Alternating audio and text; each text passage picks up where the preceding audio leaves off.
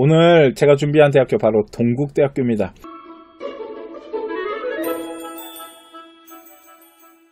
학교장 추천에 대해서 해드릴 건데 저 학교장 추천이 100% 교과 전형이 아닙니다. 무슨 얘기인가요? 지금부터 한번 자세히 보도록 하고요. 우리 아이는 어떤 전형을 넣었을 때 유리할까요? 성적이 일단 답이긴 합니다. 자, 두 번째 봐야 되는 건 이제 학교장 추천인데요. 학교장 추천은 말 그대로 교과 전형입니다. 교과 전형은 원래 단순 내신 등급을 가지고 선발을 하는 거죠. 그런데 동국대학교는요, 제가 뭐라고 말하냐면 등급과 교과를 가지고 선발하는 또 하나의 두드림이다 라고 보시면 될 것 같은데, 자, 학교장 추천 전형 같은 경우 제일 먼저 봐야 되는 거는 인원 제한이 있는지부터 봐야 된다 그랬죠. 추천 인원에 제한이 있는지. 그런데 동국대학교는 8명이라는 인원 제한이 있는데요, 저게 엄청난 인기입니다.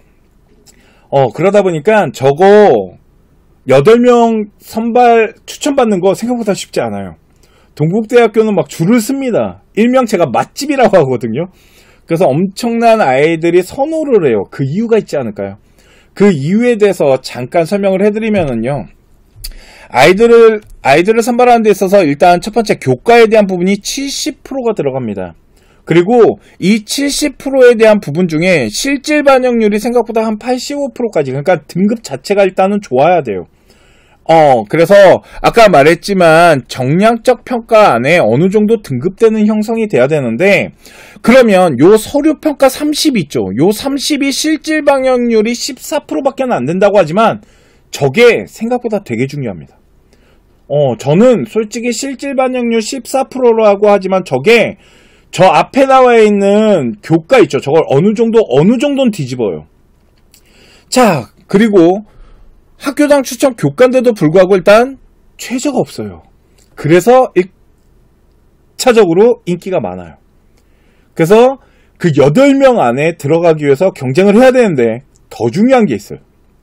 그게 뭐냐면 얘네 학교가요, 아이들을 선발해서 교과를 계산할 때요, 주요 과목 갖고 하거든요.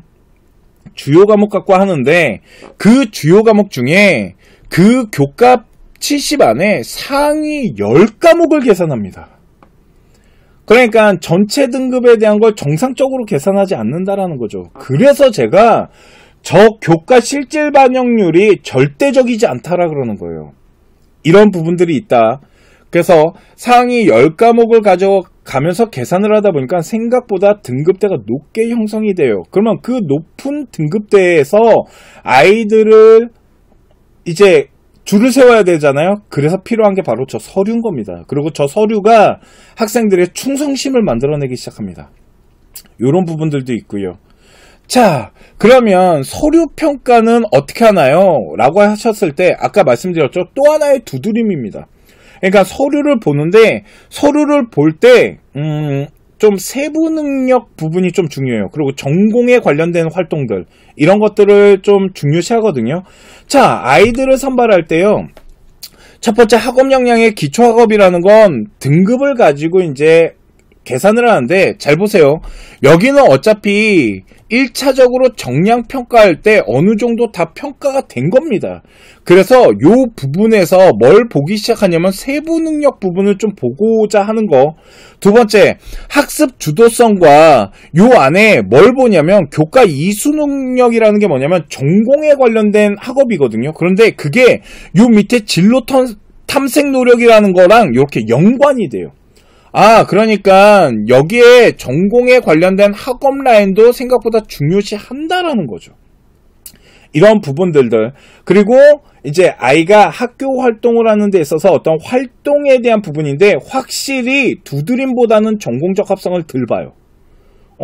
이거는 저희 합격한 아이들의 데이터를 분석을 해봐도요, 전공 학업에 대한 부분은 맞춰서 가야 되지만 생활기록부 안에 어떠한 이런 전공과 관련된 활동이 좀 부족하더라도 충분히 지원이 가능해요. 자, 그러면 저는 솔직히 동국대학교 학교장 추천과 두드림을 다 같이 지원하는 경우는 그렇게 크지 않아요. 왜 그러냐면 학업에 대한 성적이 조금 우수하게 계산이 됐는데 서류가 좀 부족하면 학교장 추천을 넣거든요. 근데 우리 아이가 만약에 성적대가 조금 부족하게 형성되는데 서류가 좋다? 그러면 두드림을 놓습니다. 그런데 만약 우리 애가 성적대가 되게 우수한데 서류가 좋다? 그러면 저는 두드림 쪽으로 잘 넣어요. 근데 우리 아이가 만약 학업 성적이 좋은데 서류도 좋아. 근데 면접을 못하겠대? 그러면 학교장 추천으로 넣거든요. 그래서 같이 지원하는 경우가 많지 않습니다. 자, 또 하나를 보도록 하면, 그러면 아까 10과목을 체크하잖아요. 그러다 보니까 이 합격하는 아이들의 학업 성적이 있죠. 이게 생각보다 엄청 높게 형성이 됩니다. 자, 학부모님들이 가끔 그런 얘기를 해요. 학생들도 저한테 그럽니다. 저 동국대학교로 계산하면 한 1.4등급 정도 나와요.